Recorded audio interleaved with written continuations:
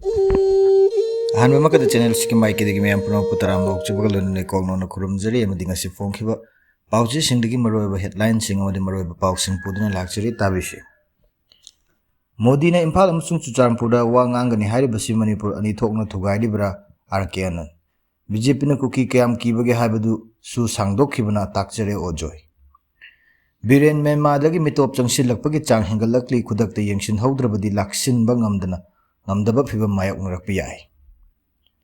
Irawat Baban the Wakat Mifam Pumcre ground will gak Nasatrabasu Amukana extend Tobugi Matok Tadre Sumitibala.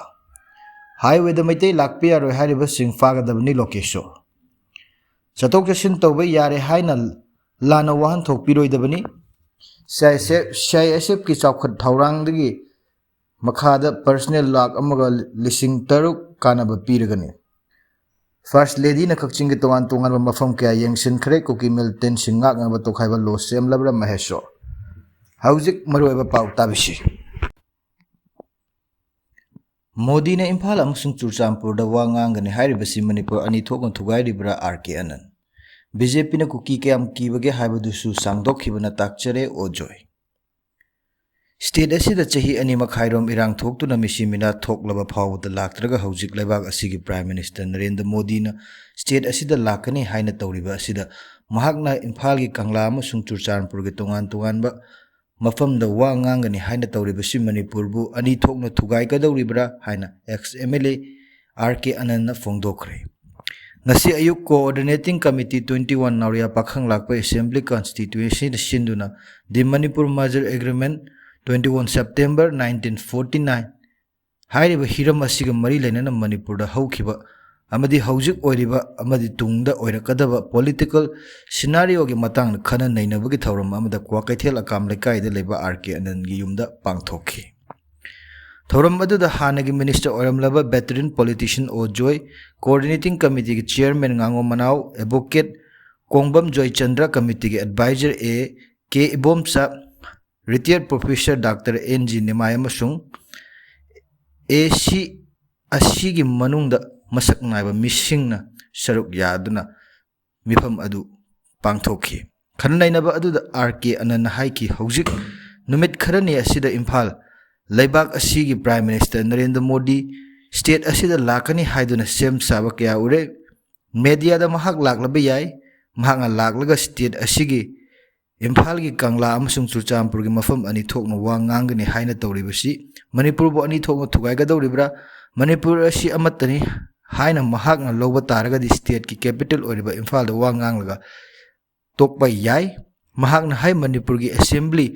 kuki lalauba singa tawnakhiba suspension of operation adu lokthu haiduna warep lokraba fawa Manipur assembly mawa lode haiduna center na tawrakliba mawang asi state asigi mehut wariba sing asi karisu leite Manipur miyam karisu leite haina center na lobani mahakna haiki Manipur leibak asi da punkhiba asigi matang da madu merger ni natraga NSN gi haina kanna nainaduna lakhibani logi oiba medyang asi NSN gi haina su lawribani adu Madu Pumnamak adu namsilaga haujuk ekhoi leibak asida mi ama oina hingli ekhoina leibak asida yawraga hingliba asida ekhoi India mi amani haina tasengba mi amana fangfam thokpa hak adu fanglabra haibasisu haujuk hangningai oiribani nakalamromda haujuk ekhoina political gi oiba tangkak amada ekhoina warep lawraga sangsin haudaba taragadi Manipur di soidna mutkhirgani haibagi yamna chawon thajaba lei ekoina hauzik India gi makhong kolaga khongya uphul gumna hingliba asi thadok pachangi haiba wafam thamladuna anan haiki Manipur miyam gi mihut ni haina leiriba sing asisu center na detain tawduna leiba asigumba mihut ngakta ngaire asiba mihut singna semba asiba government ama oibana hauzik ngasi ekoina kham thengna waribani Magna haiki hauzik ekhoi miyam kathokpa wakhal khanba matam oire masak phajai sel paire mari matani haiduna bot piraga miyam gi mihut khanbagi matam adu oidre India government Manipur gi damakta kayam yamna khanbi bagi state asigi apun bagi damakta kayam yamna lepi ba ngamgada gi haibasi ꯈꯪꯅ ꯀꯔꯤꯒꯨꯝꯕ ꯏꯟꯗꯤꯌꯥꯅ ꯃꯅꯤꯄꯨꯔꯕꯨ ꯊꯨꯒꯥꯏꯅꯕ ꯍꯣꯠꯅꯔꯛꯄ ꯇꯥꯔꯒꯗꯤ state ꯑꯁꯤꯅ ꯂꯩꯕꯥꯛ ꯑꯁꯤꯗ ꯇꯤꯟꯈꯤꯕ ꯃꯇꯝꯗ ꯇꯧꯈꯤꯕ ꯃꯔꯖꯔ ꯑꯦꯒ꯭ꯔꯤꯃꯦꯟ ꯑꯗꯨꯕꯨ ꯅꯧꯅ ꯅꯤꯡꯁꯤꯡꯂꯒ ꯊꯕꯛ ꯇꯧꯒꯅꯤ ꯍꯥꯏꯕ ꯑꯗꯨꯒꯨꯝꯕ ꯃꯤꯍꯨꯠ ꯈꯟꯕꯒꯤ ꯃꯇꯝꯅꯤ꯫ ꯑꯅꯟꯅ ꯍꯥꯏꯈꯤ ꯍꯧꯖꯤꯛ ꯁ꯭ꯇꯦꯠ ꯑꯁꯤꯒꯤ ꯃꯤꯌꯥꯝꯅ ꯂꯧꯒꯗꯕ ꯐꯤꯔꯦꯞ ꯑꯃ ꯍꯥꯏꯔꯒꯗꯤ ꯃꯅꯤꯄꯨꯔꯒꯤꯗꯃꯛꯇ ꯁꯤꯕ ꯉꯝꯒꯗꯕ ꯇꯁꯦꯡꯕ ꯃꯔꯩꯕꯥꯛ ꯃꯐꯨꯔꯨꯞ ꯑꯁꯤꯕꯨ ꯅꯤꯡꯖꯕ ꯃꯤꯍꯨꯠꯁꯤꯡꯇꯅ ꯁꯦꯝꯕ ꯑꯦꯁꯦꯝꯕ꯭ꯂꯤ ꯑꯃ ꯌꯥꯝꯅ ꯃꯊꯧ ꯇꯥꯔꯦ꯫ ꯍꯧꯖꯤꯛ ꯂꯩꯔꯤꯕ ꯃꯤꯌꯥꯝꯒꯤ ꯃꯤꯍꯨꯠꯅꯤ ꯍꯥꯏꯔꯤꯕꯁꯤꯡ ꯑꯁꯤ ꯑꯃꯨꯛ MLA ꯑꯣꯏꯔꯛꯂꯕꯁꯨ ꯍꯥꯟꯅꯒꯨꯝ ꯆꯞ ꯑꯗꯨꯝ ꯃꯥꯟꯅꯒꯅꯤ꯫ ꯃꯅꯤꯄꯨꯔ ꯃꯤꯌꯥꯝꯅ ꯃꯔꯩꯕꯥꯛ ꯃꯐꯨꯔꯨꯞꯀꯤꯗꯃꯛꯇ ꯈꯟꯕ ꯁꯤꯕꯀꯤꯗꯕ ꯀꯠꯊꯣꯛꯄ ꯂꯨꯆꯤꯡꯕ ꯑꯃ ꯈꯟꯕꯗ ꯀꯔꯤ ꯑꯗꯨꯛ ꯂꯨꯅ ꯊꯣꯛꯀꯗꯧꯔꯤꯕꯅꯣ ꯍꯪꯂꯗꯨꯅ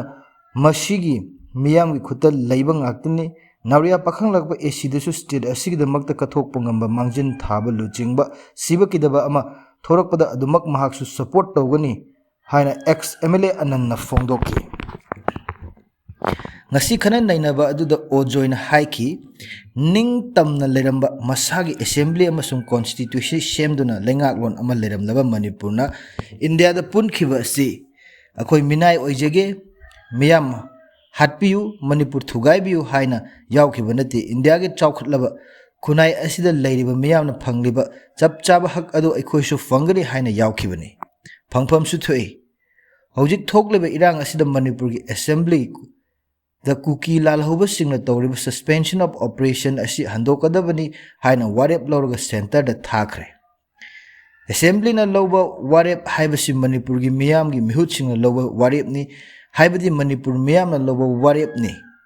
ꯑꯦꯁꯦꯝꯕ꯭ꯂꯤꯅ ꯂꯧꯕ ꯋꯥꯔꯦꯞ ꯑꯁꯤꯃꯛ ꯏꯟꯗꯤꯌꯥꯅ ꯈ꯭ꯋꯥꯏꯗꯒꯤ ꯋꯥꯡꯕ ꯁꯨꯄ꯭ꯔꯤꯝ ꯀꯣꯔꯠ ꯐꯥꯎꯕ ꯏꯟꯚꯥꯏꯠ ꯇꯧꯕ ꯌꯥꯗꯦ꯫ ꯑꯁꯤꯒꯨꯝꯕ ꯋꯥꯔꯦꯞ ꯑꯁꯤꯕꯨ ꯊꯑꯣꯏꯗꯅ ꯉꯔꯥꯡꯇ ꯅꯧꯅ ꯑꯃꯨꯛ ꯑꯦꯒ꯭ꯔꯤꯃꯦꯟ ꯁꯥꯏꯟ ꯇꯧꯔꯒ ꯁꯨ ꯁꯥꯡꯗꯣꯛꯈ꯭ꯔꯦ꯫ ꯑꯗꯨꯒ ꯄ꯭ꯔꯥꯏꯝ ꯃꯤꯅꯤꯁꯇꯔ ꯂꯥꯛꯀꯅꯤ ꯍꯥꯏꯕꯗ ꯃꯤꯅꯤꯁꯇꯔ ꯑꯣꯏꯔꯝꯕ ꯈꯔꯅ ꯍꯔꯥꯎꯗꯅ ꯇꯧꯔꯤꯕ ꯑꯁꯤꯒꯤ ꯋꯥꯍꯟꯊꯣꯛ ꯀꯔꯤꯅꯣ ꯍꯥꯏꯅ ꯑꯣꯖꯣꯏꯅ ꯍꯪꯈꯤ꯫ ꯃꯤꯌꯥꯝꯒꯤ ꯋꯥꯔꯦꯞꯄꯨ ꯁꯦꯟꯇꯔꯅ ꯀꯔꯤꯁꯨ ꯂꯧꯗꯦ ꯍꯥꯏꯅ ꯇꯧꯔꯛꯂꯤꯕ ꯊꯧꯑꯣꯡ ꯑꯁꯤꯗ ꯃꯤꯌꯥꯝꯒꯤ ꯃꯤꯍꯨꯠꯅꯤ ꯍꯥꯏꯅ ꯂꯩꯔꯤꯕꯁꯤꯡ ꯑꯁꯤꯅ ꯁꯤꯕ ꯌꯥꯅ ꯏꯀꯥꯏꯖꯔꯒꯗꯕꯅꯤ꯫